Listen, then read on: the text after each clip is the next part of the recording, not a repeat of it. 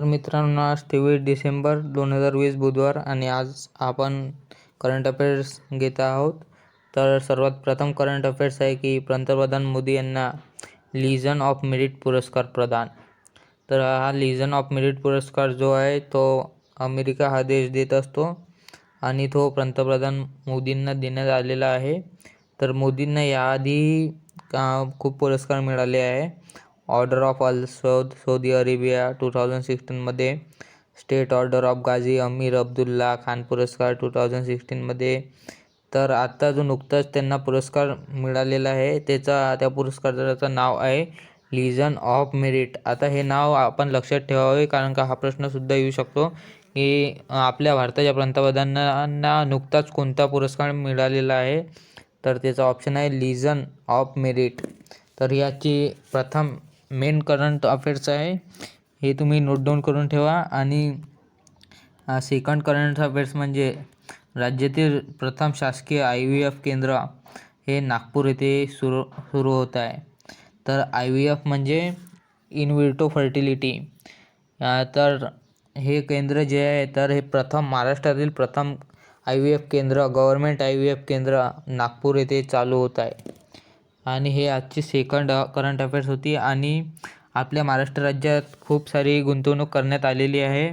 तर वर्षभरात 2 लाख कोटींचे करार करण्यात आलेले आहे. 61,000 कोटींच्या नव्या गुंतवणुकीतून 2.5 लाखाहून अधिक रोजगाराची निर्मिती. तर आपल्या महाराष्ट्रामध्ये 61,000 कोटीची गुंतवणूक करण्यात आलेली आहे.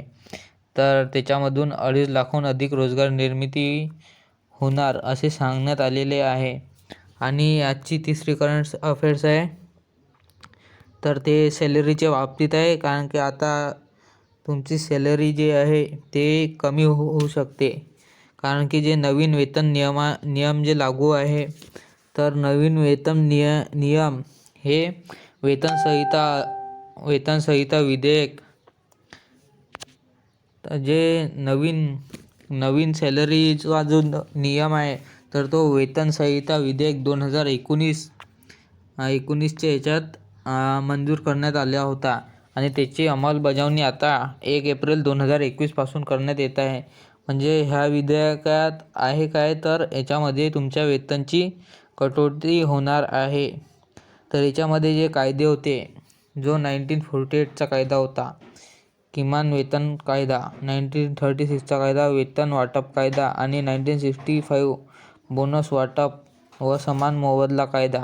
तर हे 3 कायदे ह्या विधेयकामध्ये मिक्सचर करण्यात आलेले आहे. आणि हे विधेयक जर लागू झालं एप्रिलपासून तर तुमच्या पगारामध्ये कटौती होणार आहे. आणि आजची फिफ्थ करंट अफेअर आहे की जोकोविच, राफेल नाडाल, रॉजर फेडरर यांना ATP पुरस्कार देण्यात आलेला आहे. तर ह्या तिघांना ATP पुरस्कार देण्यात आलेला आहे. तर ATP पुरस्कार AP टोकियो. जोकोविच, नदाल, फेडरर ATP पुरस्काराचे मानकरी. आणि आता जे ऑलिम्पिक होणार आहे तर टोकियोमध्ये यंदा ऑलिम्पिक होणार आहे आणि त्याचा खर्च 22% वाढलेला आहे. तर यंदा ऑलिम्पिक कुठे होणार आहे तर टोकियोमध्ये. टोकियो कुठे आहे तर टोकियो जपानमध्ये आहे. आणि ऑलिम्पिक कधी होणार आहे तर 23 जुलै 2021. आता कोरोनामुळे हे ऑलिम्पिक समोर ढकलण्यात आलेलं आहे. आणि हे लक्षात ठेवा की 23 जुलै 2021ला टोकियो इथे ऑलिम्पिक होणार आहे. आणि टोकियो इथेच पॅराऑलिम्पिक पण होणार आहे. तर त्याची सुरुवात 24 ऑगस्ट 2021 पासून होणार आहे. तर हा जो अहवाल होता तर हा अहवाल ऑक्सफर्ड युनिव्हर्सिटीने बनवलेला आहे की त्याच्यामध्ये 22% खर्चात वाढ झालेली आहे. आणि नवीन क्रिकेट नियुक्तीची जी समिती आहे, क्रिकेट सल्लागार समितीची नियुक्ती गुरुवारी होणार आहे. आणि आज म्हणजे एकदम मेन महत्त्वाचा म्हणजे की आज किसान दिन आहे. तर हा किसान दिन का बरं साजरा केला जातो तर जे भारताचे पंतप्रधान होते, 5वे पंतप्रधान चरण सिंग, तर यांनी शेतकऱ्याच्या बाबतीत खूप मोठे योगदान दिले होते. आणि त्याच्यामुळे आज 23 डिसेंबर हा त्यांचा जन्मदिन आहे. 23 डिसेंबर या त्यांच्या जन्मदिनी किसान दिन म्हणून साजरा केला जातो.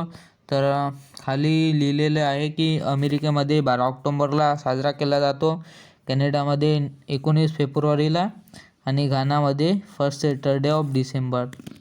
तर किसान दिन हा आपल्या भारतामध्ये चरण सिंग यांचा जन्मदिन आहे म्हणून साजरा केला जातो. त्यांनी काय योगदान केलं आहे हे काहीच नाही लिहिलेलं आहे या पेपरमध्ये. एवढा मोठा पॅरेग्राफ दिलेला आहे तरी पण काहीच नाही लिहिलेलं आहे. पूर्ण वाचलं काय योगदान केलं काही लिहिलंच नाही त्यांनी. तर ठीक आहे मित्रांनो, धन्यवाद. आपण लक्षात ठेवावे की आज किसान दिन आहे, तर किसानांचे आंदोलन चालू आहे आणि त्या आंदोलनांना तुमचा पाठिंबा आहे की नाही आहे हे कमेंट करून सांगावे. ठीक आहे मित्रांनो, धन्यवाद. Subscribe now and press the bell icon. Never miss an update. Subscribe now and press the bell icon. Never miss an update.